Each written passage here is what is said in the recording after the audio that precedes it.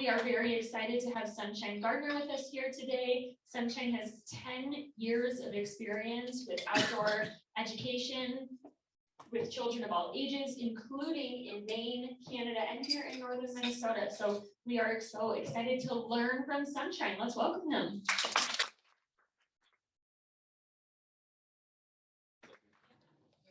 Well, thank you for having me, everyone. I'm really excited to be here, and hopefully I'll figure out the technology well enough for everyone as well.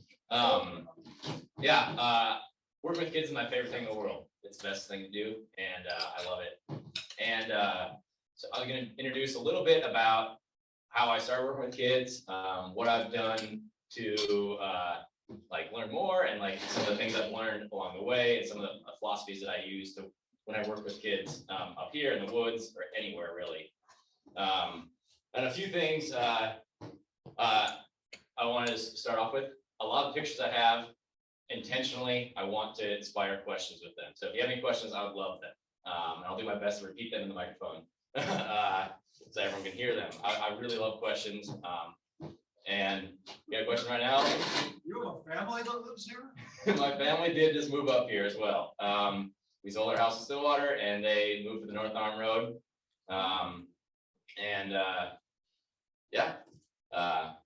I guess I'll start right there. Is this not working? Uh-oh. Oh, I just got to click on the screen. Oh, there it is. So I started my my journey in wilderness. I started my journey in sort of wilderness tripping and wilderness trip leading at Widgiewagon. And so Widgiewagon's on the North Arm. My parents actually met there, so I was kind of destined to go there. And so I started leading trips to the Boundary Waters and Quetico and had a lot of fun with that. I loved it. And definitely, when I think back on my first trips, I'm like, oh my gosh, that was really bad. But it's a good learning experience. We had a lot of fun playing with kids in the outside, and I fell in love with that, and I decided to go to school for that. After going sort of all through school, I studied adventure education at a place in Maine, which was a lot of fun. The best thing I did there, though, was work at nature preschool. I had an opportunity to work at a really interesting, fun school called the Juniper Hill School for place-based education, which was run by a woman named Ann Stiers. And she pioneered a style of nature preschools. And I don't know if anyone here is familiar with the idea of nature preschools. As a brief history, what's the word you're saying? Nature preschools. Sorry. Yes. So a brief history of it is kindergarten, originally a German concept of kids in the woods or kids in the garden, kindergarten. Sort of got translated into put kids inside eventually. Then in Europe, idea of forest kindergartens, sort of like kind of saying like the Sahara Desert, but forest kindergartens became popular. And they started having kids outside for at least 90% of the day. That concept coming over to the United States, they had a little bit of a hard time selling this idea to families that care about academic success. We're going to get more into if we want. So they moved it to nature preschools. So nature preschools became more of a popular thing. A really influential character in that is an individual named David Sobel. There's a lot of really good works that he has written about working with kids in the woods. Ann Stiers is was one of his students. And she was the woman who I worked for at Juniper Hill School. And here, I just had so much fun playing with kids, doing really fun things outside, regardless of the weather. One of the key factors of a nature preschool is we try to spend at least 40% of the day outside, regardless of weather. And maybe that means that you're outside all day, it's sunny, it's beautiful, and who cares? It's the best. You don't have to go inside at all. Maybe it's really snowy and cold, and sometimes you spend all day transitioning from inside to outside, inside to outside, inside to outside. But it's focusing on having kids be comfortable and confident with the skills that they can be. So here is one of my favorite rules at Juniper Hill School. You are allowed to climb any tree you want to climb. The only rules were that you had to climb it yourself and that no one's going to help you down. What that meant is that kids didn't get in places that they weren't comfortable with being. So like no adult lifted them up to a higher branch or lifted them up on top of a rock. Now we did ask that they stay within like I could touch their ankles at least. So like when I was around, because I'm kind of tall, and they like they could climb a little higher when I was around. So right there you see the cute the cute girl in the polka dot overalls. Longing to be over where the other kid is at, trying, but then it really fosters this social communication of this one kid teaching another kid how to do something, or they watch another kid, or like they keep trying. They realize like it's okay that I don't mess up and I can't do this right now, but like I'm gonna get better. And it was really fun. Even in like a couple of months, I would see kids go from being unable to even get on the first branch to being able to climb up these awesome trees. And that was when I fell in love with this style of education. I was like, there's so much here that is cool and fun and amazing, and I love it. And they do real work. You know, we have a real garden and stuff like that. And I absolutely I worked with older kids a lot of times, and I was like, wow, older kids are fun, but 3 and 4 year olds are amazing. And so that was just a lot of fun. Honestly, the lessons I learned there have informed everything that I've done since, really. Working with kids. After that experience, in addition, I went to and taught Spanish in Colorado at the High Mountain Institute, which was just a whole different experience. I learned I did not like teaching Spanish. I don't like teaching Spanish at all. I came back to Widgie-Wagon and worked with the Fall and Spring program. And I'm not certain how familiar people are with Fall and Spring at Widgie, but we typically work with groups from the inner city or Duluth. So like from the cities of Duluth, and they come up for a week and we play outside and we have a lot of fun. I knew I loved winter. I've fallen in love. Winter is my favorite season. And it's so much fun to do just everything with kids in the woods up here.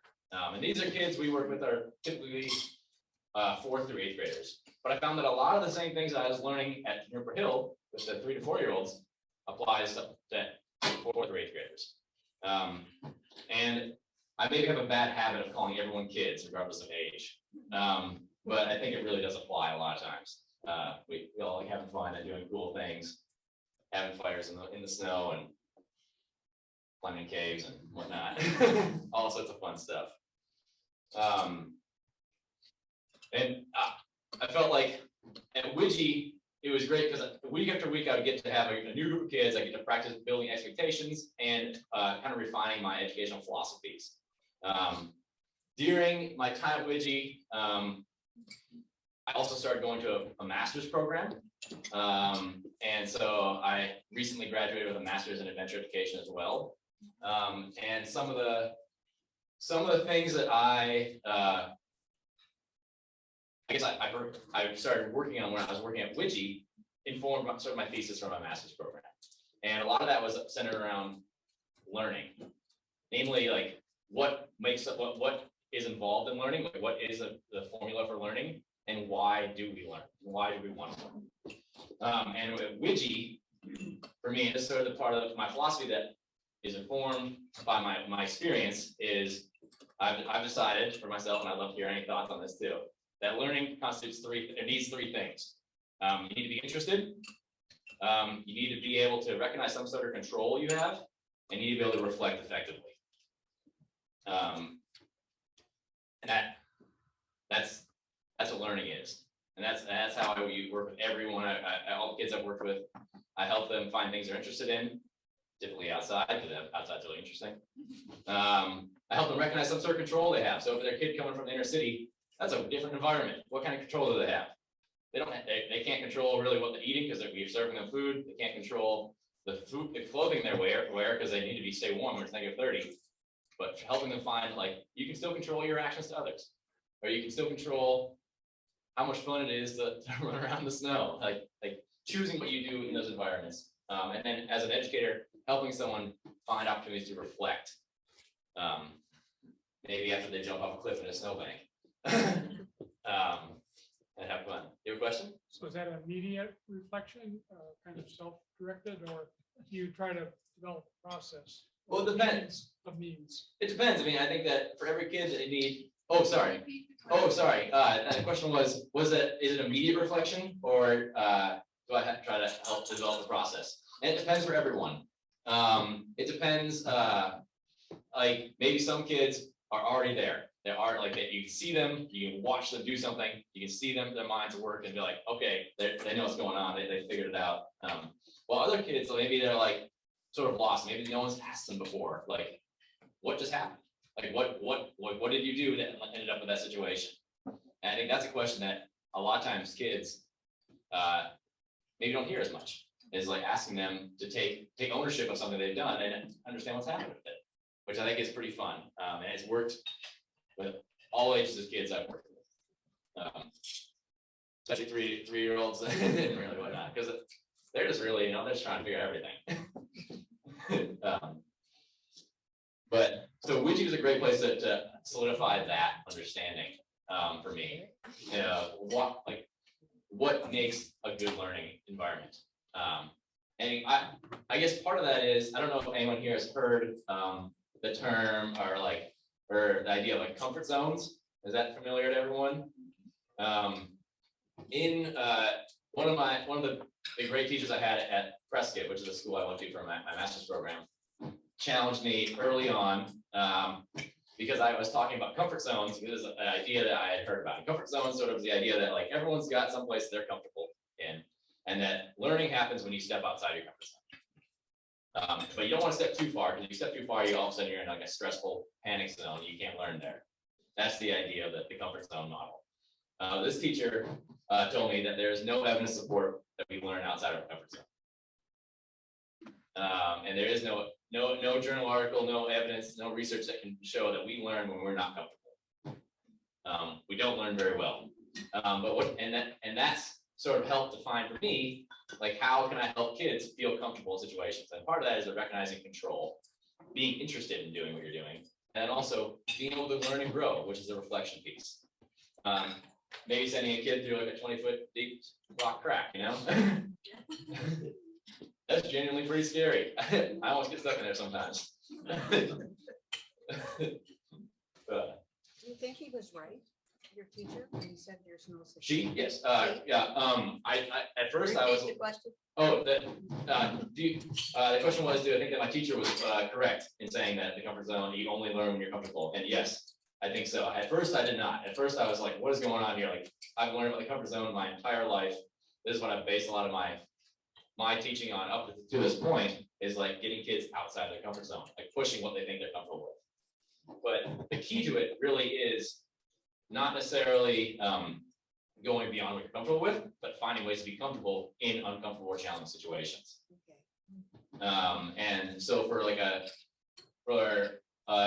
3 or 4 year old, like finding some way that they can, helping them figure out things they have control over in a situation that is challenging for them, helps them learn, because no longer, they're not stressed out. They realize they can do something that affects something in some way. So maybe they're building with sticks, you have a 3-year-old or 4-year-old who's building something with sticks, and every time they put this one big stick on, it falls over, right? That's uncomfortable. It keeps falling over. What a pain in the neck, but help, like, maybe like the one thing we can do as an educator in that situation is ask them, like, what's different about this stick? And giving them control, of giving them some option to choose, like, hey, like, oh, I can recognize differences in this sticks and the sticks I'm using. And then that mindset of like, here's something you can do to think about this, gives them maybe some more control and a little more comfortable, and they're happy to make mistakes because now they realize that the problem isn't them. The problem is the fact they haven't chosen the right stick or something like that. You have a question back there? Yes, and do you have also children that are physically or mentally challenged? The question is, have I worked with children who are physically or mentally challenged? And yes, I have. I've worked a lot with kids on the autism spectrum, and for the most part, I find that they work really well with me because I like playing outside, and so do they. But I think it's all kids really. So I don't really have too much an issue with that type of thing. I would say that personally, when a parent or a teacher tells me a kid that they're sending to me has ADHD, I love that. That's exactly what I want. Or like I grew up with dyslexia and dysgraphia, and so some of those learning or cognitive disability things I'm more familiar with, because I worked with a lot of growing up. I worked with a lot of kids who had those things. I was one of those myself. Physical disability is another one that it's sometimes a little harder. I've not worked with too many kids.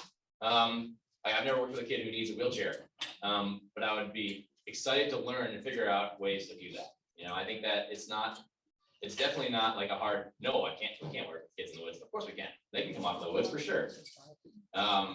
Is it gonna look different? Yeah, it's gonna look different, but that's okay. I think that's just it's a good learning experience for everyone.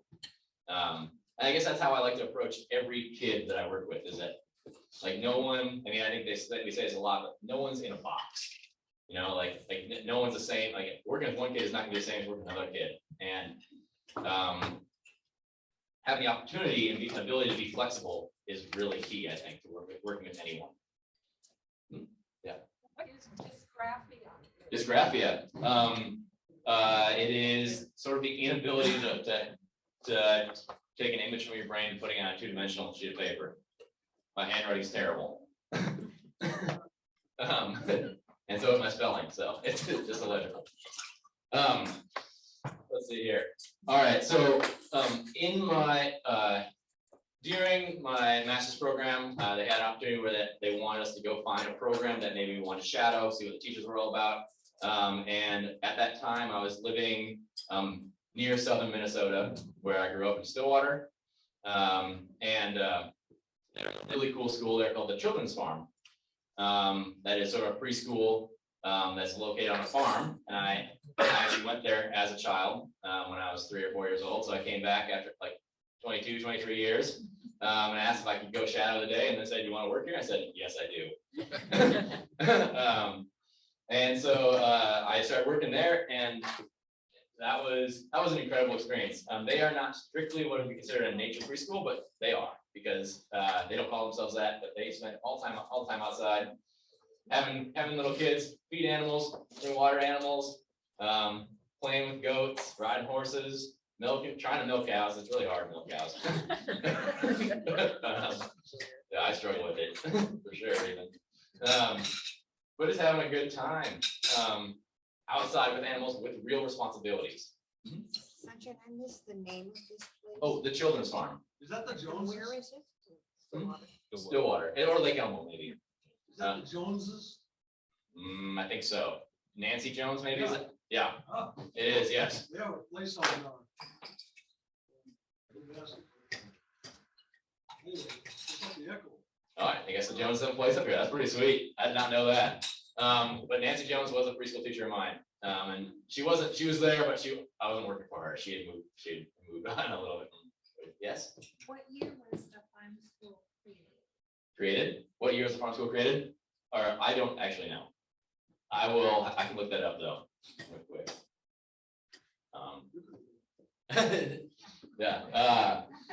But they've been going for at least 20 years, 25 years. Yeah, their 4 daughters all won state cross country and state skiing. One of them course are he knows married to that. a Olympian, Wow. the Joneses. And they're great educators, as well as great athletes, and great athletes too. That's incredible. Well, they have a great program too. It's super fun. And this right here reminded me of a really interesting book I read a couple years ago, which I would recommend to anyone, called I Learned from Children, by a woman named Carolyn Pratt. And she started a school called this, well, originally it was called the Play School, but then the kids said, no, we actually do work here. And so they call it the City and Country School now. It's in New York City, I believe. And she is interesting, I think, because on her own, she sort of developed, she's like, this whole classroom thing isn't working very well. I don't like it. I don't like the curriculum that I have to teach. I want to do better than that. And so one of her big beliefs is that for children, work and play are the same word. Like they really want to understand what this idea of work is. and they really want to do it, and you do that through play. You model that, and anything from as simple as like playing school, or like modeling a kitchen, or playing a kitchen, or just like any job. And they even love real jobs, such as feeding animals and doing things that they can see. Well, driving a tractor that's not going to move, but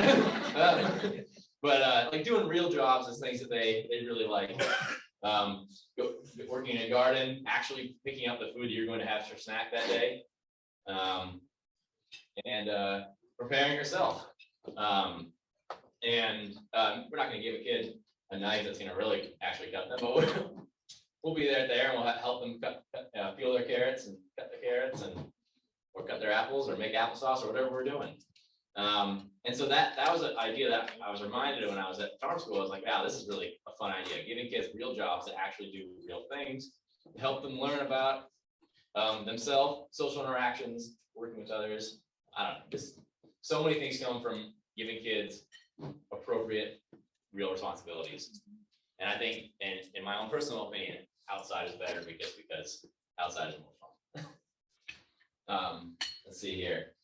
So after that program, I was like, well, I really actually want to start a preschool or program at some point. So what my first step was starting a summer program, which I ran last summer here.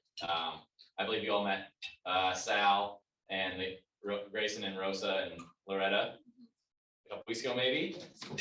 Sal attended the program, and a few other people. And we had a blast. It worked really well. I ran half-day programs. We used real tools. We played outside. We had a lot of fun. We didn't have any fires, but it wasn't that buggy, because it didn't rain. But we had a lot of fun playing and doing all sorts of fun things.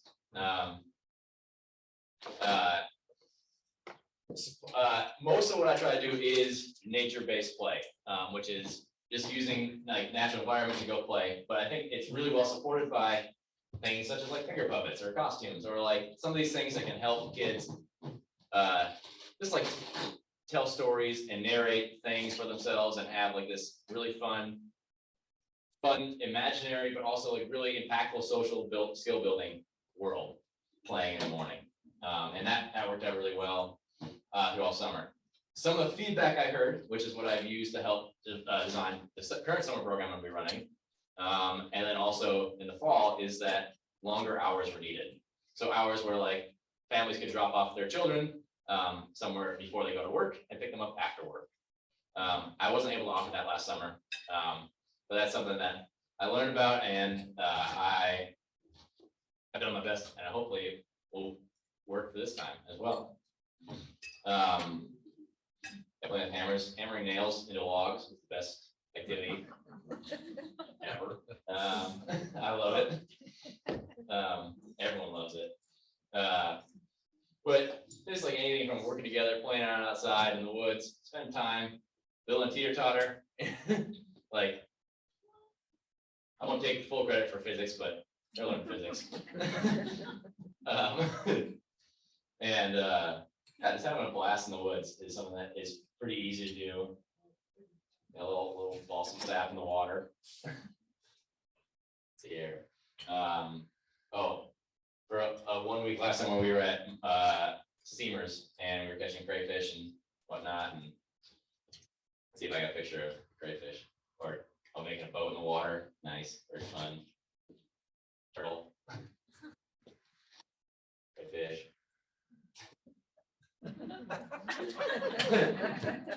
Very fun. I learned a lot about crayfish last summer. Very interesting. They live a long time. But yeah, I had a blast last summer doing this program, and then I started really kicking into gear about trying to get the childcare program running, what that's going to take. And so some of the first things I started doing is, I guess I'm not quite there in the photos, I guess, but let's see if I get to those photos here. More playing in the woods. Nice. All right, so one of the first things I did is I guess I have a good friend who owns property on Fall Lake. I don't know if any of you are familiar with Veterans on the Lake. I assume many of you know where that is. Just past there is Otter Road. And on Otter Road, there's a three-way kind of driveway intersection. As soon as you get on there, really, and we are the middle one. It brings us to about 5 acres on Fall Lake. On this property, there's a big open space up on top, which is where going to be the future site of the Ely Adventure School. So last fall, we did a lot of work, cutting down a lot of trees and improving the road, which will show some photos up here as well.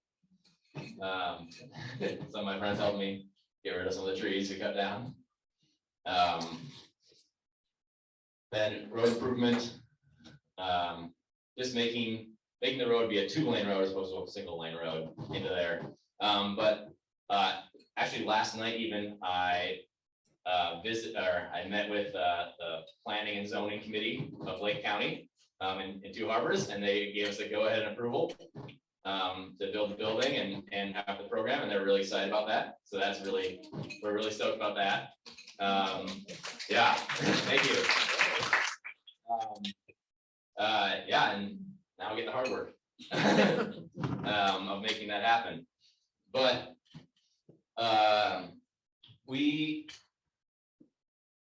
have we've worked with a couple of contractors, and we're going to be building the buildings this summer. Mostly my friend who had worked as a contractor for a while, and we're going to work with other contractors we know in town as well. And then hopefully have the building up by this fall. That's the plan. I think that the current plan is it should be up by August. It should be up by August. So it's pretty fast, but I think that it's not a very complicated building we're building, but it's what fits the need. And there's almost endlessly confusing rules from Minnesota about what you need for a child care center. I've gotten really good at asking questions that give me half answers or recognitions that that's a question and no answer. It's going well. Some other successes is that we were just approved by the IRS to be a nonprofit. So I'm very excited about that. Just opened up, I just started opening up a bank account yesterday in town, so that's great. And part of that is I'm hoping to be able to offer some scholarships for kids. For the childcare and the preschool, but also for summer programs as well. And so for this summer program, see, like I said, I am extending hours. I have full day and half day programs available for this summer at Fall Lake. We have some outdoor classrooms there. We'll have an outdoor bathroom as well. So we'll be running programs that are 100% outside, barring severe weather. But the program will start at 8 in the morning and go till 5 in the evening. Or for half day, it would be like 8 to noon. And I have programs for 3 to 12-year-olds. And I'm really excited about that. I am looking to hire another person to help me. And I have a few people who I've been talking to. I have not hired anyone yet for that. If you have any ideas or anyone you think wants to work for that, send them my way. I'd love to chat with them about it. Yeah. Are there state licensing requirements? There sure are. Are they difficult if you got something that's a little bit out of the ordinary?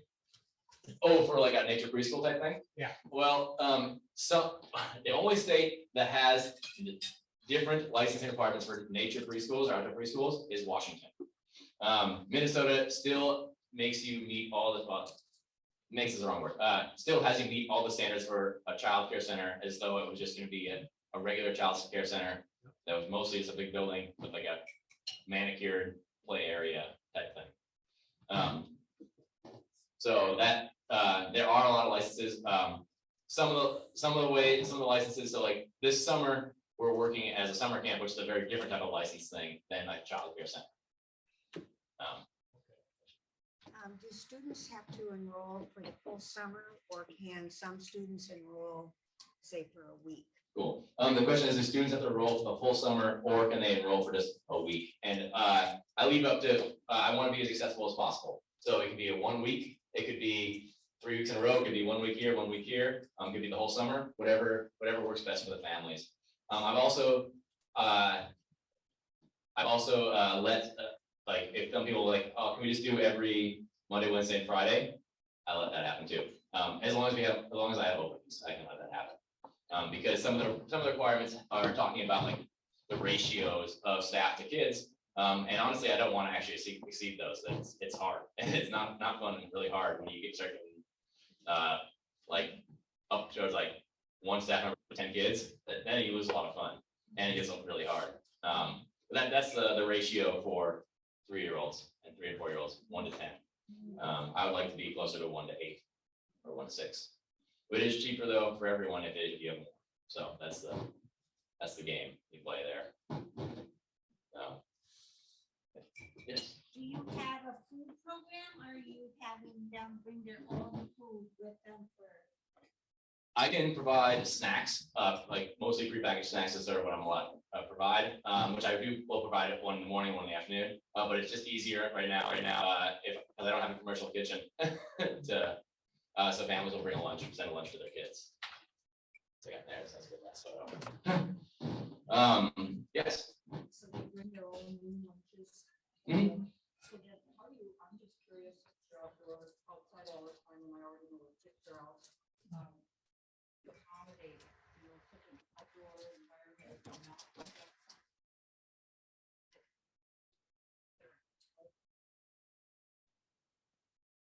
Like, are you saying worry about the health, or like worry about ticks or bugs or? All those kinds of things that are, Yeah, that's a great question, and it's something that like I have to do pretty active tick checks, or maybe even use some bug sprays. I don't like the ones with DEET in them, but sometimes they work. I prefer not to use ones with DEET actually. But I think another option we have for like flying bugs, like mosquitoes, is I have some bug tents that we can eat inside. So like a big like screen tent type thing. But the tick thing is really just an issue that we have to be on top of and be checking for. I think that in my personal philosophy, I think that the risk of not going outside is greater than the risk of getting Lyme's disease for myself. I'm not. Yeah. No, I didn't think you were criticized. I think that's just where I stand on it.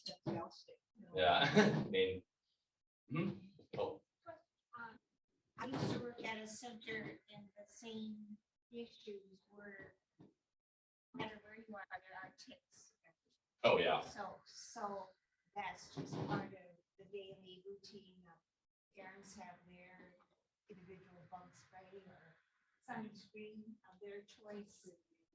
Yeah. So that. Well, and to some extent, you can help kids have the responsibility of that, but I mean, it's going to have to be sort of a one-on-one helping everyone do it.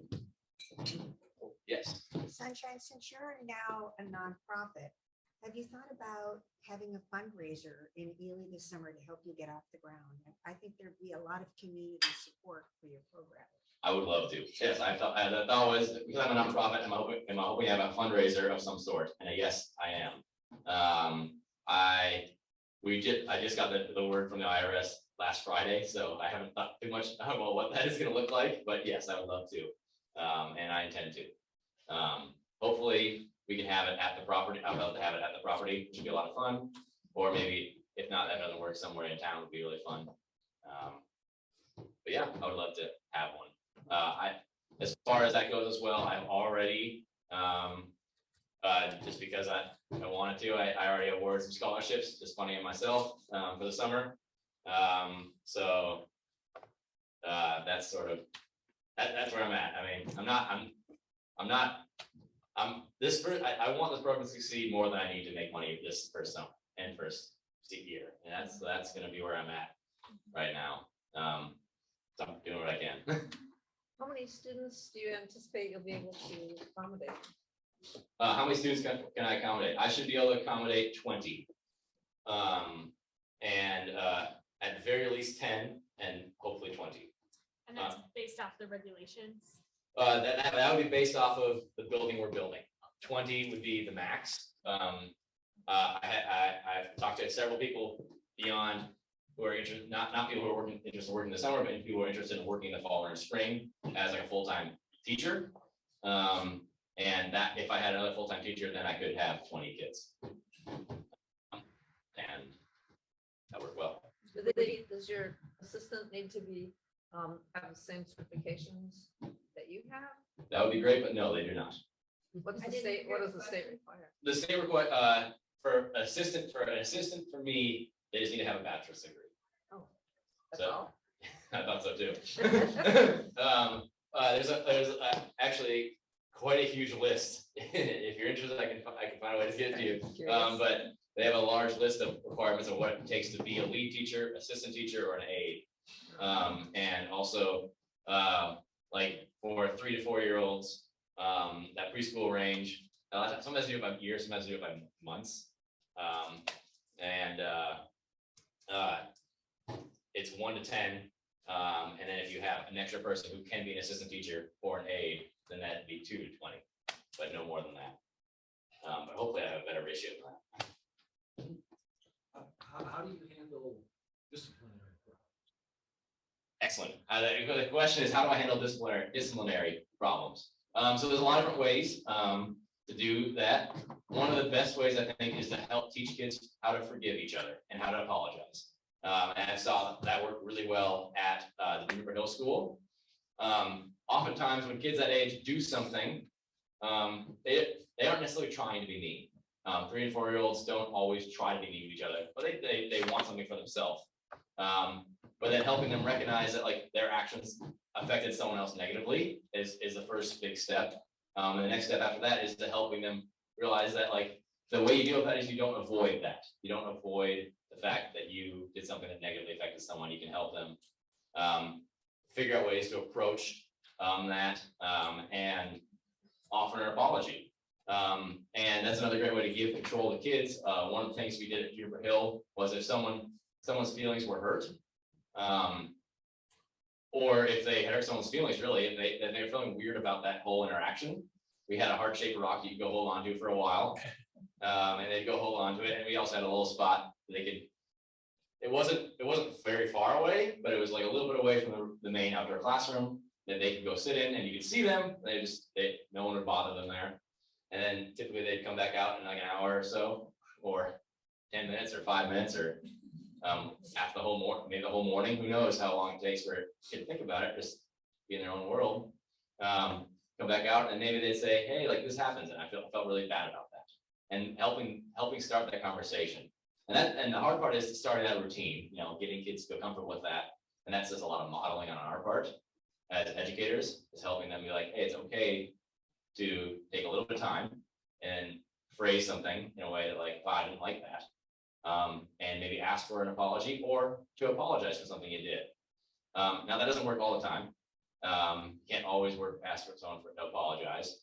But I think that really disciplinary action makes the most sense when it is, I'm forgetting the term right now, but when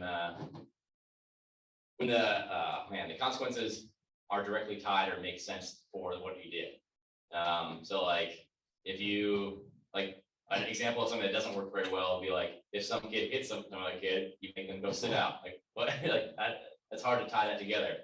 But maybe you can have that person now start paying that kid pay attention to like how they're interacting and being in charge of like making sure that no one else is getting hurt. Like making sure that they now have a job. That means that no one else like that. Making sure that doesn't happen again. I think that disciplinary actions, just like working with each kids and learning, is individual. But I really try my best to teach forgiveness and teach. You don't chain them to a tree.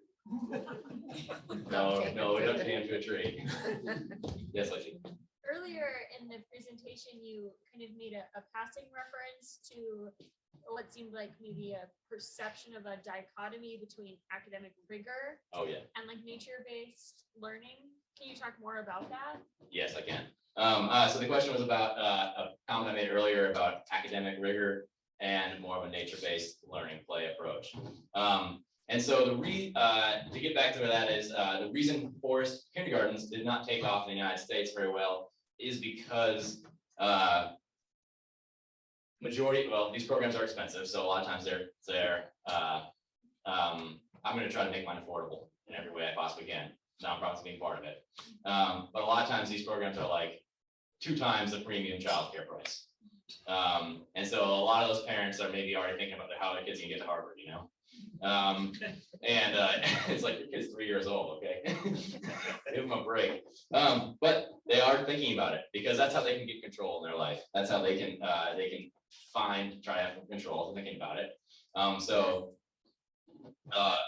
Forest kindergartens didn't take off because there wasn't enough academics in forest kindergartens. Oh yeah, I see it. Some looks here like, wow, okay. But I think the thought process sort of comes down to the way the way we teach in this country and have an education system. I'm lucky, feel very lucky that I had a lot of mentors in my life who taught me to love learning and like actually like learning. That being said, I did not like school very much. I didn't do very well. I did okay, but I didn't do traditionally very well. A lot of times, what is rewarded in school is the outcome and not the understanding. And so that leads people to cheat all the time, you know, or to think that's acceptable, or that you get the right answer, you're right, type of idea. And so the idea was that, like, well, we want to have, I guess it just trickled down. So we want to have everyone graduate high school with these understandings. We can start teaching those in 11th grade. If we can teach them in 11th grade, we can teach them in 10th grade. If we can teach those understandings in 10th grade, probably teach them in 9th grade. And that sort of trickled all the way down. Like all of a sudden you got like, well, they might start calculus next year. So why don't we start this year? It's like, what? Who thought that was a good idea? Some people did. A lot of people did, actually.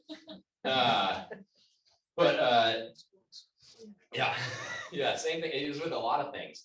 So eventually, kindergarten wasn't it wasn't a good kindergarten unless like kids were leaving there like knowing how to do multiplication, division, like add, subtract, and like they could do these things, and it's like, can they draw a circle? Can they, or in my world, like, can they identify a leaf that like in the place they live? Can they point out poison ivy? That'd be pretty neat. Like, do they understand what to do when they get stung by a bee? Do they feel comfortable with like, are they able to climb up a small rope or a tree? You know, like, can they do these things that are like incredibly important to our physical development and mental development? And a lot of these things, a lot of what Nature Preschool was working on is these building blocks. So maybe it's not important that you can stack 200 little sticks on top of each other. But what is important is you need to practice a lot of fine motor skills to be able to do that. And fine motor skills would be crucial for handwriting later on. I'm bad at it, but not everyone. But maybe the fine motor skills, I mean, also great for typing. You know, that happens to a lot of people. You know, I've got a lot of typing to do. But like it's building block skills. So like, yeah, if you just look at the action of stacking sticks or climbing trees or like smelling flowers or whatever it is you're doing, building a fort or hammering nails in a stump. I don't know, like any of those actions have so many different layers of things to them that are not just the action. You're not just learning how to hammer nails in a stump. You're learning about action and consequences. When you hit your thumb, you don't want to do that again. But then when the nail doesn't stand up on its own, what do? You hold on to the nail and hit your thumb again. So like kind of learning about ways to do things, starting like these building blocks, this critical thinking and problem solving things that work really to improve all education, including academics. And there's some interesting studies that are actually now like, sort of a little bit on the older side, but I think there's still a whole lot of merit that talk about that look at kids who go through a nature preschool program. It doesn't really, some nature preschool programs all go up to 4th grade or all through elementary school as well, which is pretty cool. But some of them just go for like really just a preschool program. The studies show that oftentimes these children, when they enter into a more traditional school system like we have, initially lag behind. Just because expectations are different. They're now sitting in a box all day. You know, they are being asked to look at a board or listen to retain information as opposed to being asked why or what, and go out and do something. But despite that, like the actual lagging behind, within 1 year, they'll be 2 grades ahead. As far as comprehension and ability, that's what the study found. And so I like that study because it proves what I think and believe is that if you teach kids how to think and think critically, is that they can solve their own problems and figure things out pretty good, and they're interested in it. You mentioned the summer camp being 3 through 12-year-olds. Mhm. And you have a sense of how you're going to, I mean, you have a philosophy that you can engage them as a group or separate them, or how do you? Yeah, envision that? the questions about my summer camp program and working with 3 to 12-year-olds. It's definitely more of a challenge to work with a 3-year-old and a 12-year-old at the same time. Definitely not impossible though. And I think we still have a lot of fun. I would love to be able to have options to split them into 2 groups to do different things, because a 12-year-old obviously can hike a lot farther than a 3-year-old. But it's another concept that I would love is Montessori schools. I don't know if anyone's familiar with Montessori schools. I don't know much about Montessori schools besides having worked with a number of them. But I really like Maria Montessori, the woman who pioneered that idea. And she was in charge of like 60 students from 12th grade to preschool. And she did it by herself. And so looking at that model, like it works well because she put a lot of trust and faith in students to like be excited about learning, doing things on their own, coming back, sharing with you, and then teaching younger kids as well. So I'm not super worried about it. I do want to hire someone else so I can have options to split the group when it's appropriate. I'm not too worried about it. I have kids with different learning level abilities, low end abilities versus high end abilities, especially the high end abilities, because those kids oftentimes get lost. Because I'm talking about regular schools. Yeah. They get lost because the emphasis is almost by necessity. Yeah. Is placed on the lower learning abilities. Well, a lot of times, a lot of instruction. The question is about reaching all kids, regardless of like level of learning. And a lot of times, a lot of schools and curriculums are focused on what something that is called, no, it's not called this, but it should be teacher-centered learning. Teacher-centered learning would be making it the easiest for the teacher to present the information to kids. Where I believe in, and I try to my best to subscribe to, learner-centered learning. So that would be meeting kids where they're at. And at a preschool, a nature preschool like I have, I don't have to have all the kids. If we're learning about plants and trees, and one kid is like really struggling with learning one plant, that's fine. The other kids can keep them going, and they can keep exploring and learning, coming back to me, and showing what they found, and keep presenting and coming up with new things. Well, I can work with the young kids. So I'm able to work more fluidly with different ages of kids, allowing them to be interested in what they're interested in, and guiding that interest at some points, but not holding them back at all. Like I'm not making them sit and listen to me talk about something they already know or don't care about. That makes sense at all? Yeah, it sounds complicated. Oh, it's not, I actually think it makes it easier in the realm of education. It's one thing to say it, it's another thing to pull it off. Oh, certainly. For me, it is much harder to teach as a teacher-centered thing because I feel bad. It's like I know I'm not reaching like half these kids. And you just get up there and say your lines, show the PowerPoint, write on the whiteboard what you need to write, whatever, and assign the homework. Like you can do that. You just turn on the autopilot and you go. But for me, I feel bad when I do that. So for me, it's much more fun and much easier to get to know kids, understand who and what they are, what they like doing. And maybe I'm excited about teaching about plants, and I want to talk about plants and flowers. And one kid just wants to climb trees. Great, they're now identifying the trees they're climbing. And that's the way they're going to learn about trees. Score. We have a question back there. As a secondary math teacher for my whole, my own teacher before that, I always dealt with kids who didn't want, why do I need this, whatever. Mm-hmm. And so I appreciate your problem solving, because a lot of mathematics is being able to solve a problem given you have to learn the tools. They're very different. you're only going through 12-year-olds, right? Is going to be the end of your. Yeah, and then for the childcare program, we'll probably only work with 3 to 5-year-olds, or 3 to 6-year-olds. So then,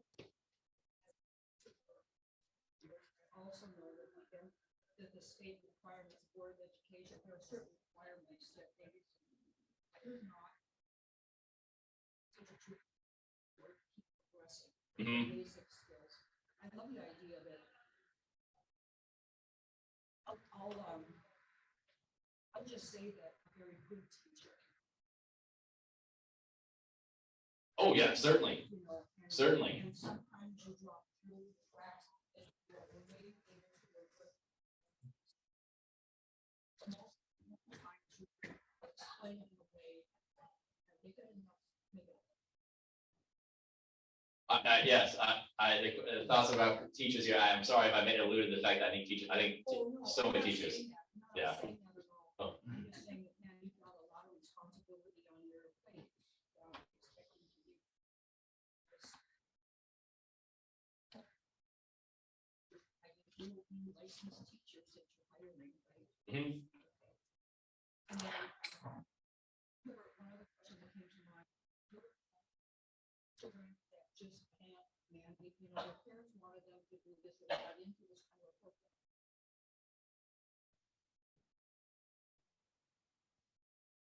No, I've not had that.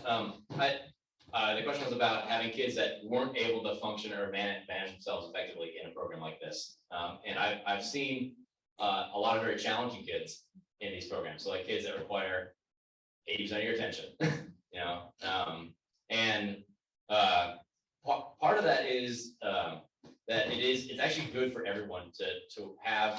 It's preferable not maybe, but it's actually good for everyone in the class, including the kids, to have kids that maybe require more attention and more thought.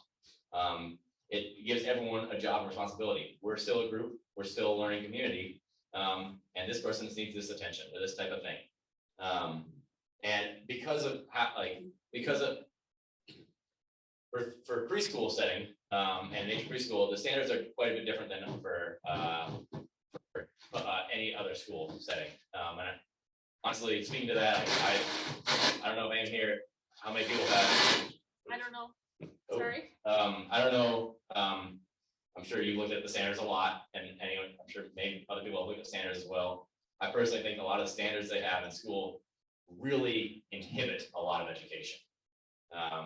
Because I think they ask for too much in too little of time, and not giving enough thought or support to the kids you might actually be working with. And I think that's what leads sometimes to that teacher-centered education. Like I need to talk about 52 different topics this year, and I don't have 52 weeks to talk about those topics. So now we're doing a different topic every single day, and the only way I can do that is I make a PowerPoint and just talk about it. Like that's the only way I can make this happen. And so that I think is for nature preschool, the standards are a little bit different. A lot of them are a little bit more subjective or left up to interpretation. And what that means is like they'll send someone out to come assess your program to make sure you are complying with at least the licensing requirements. But then also in Minnesota, one of the ways that they give childcare credits is this parent aware program. I don't know if anyone's familiar with that.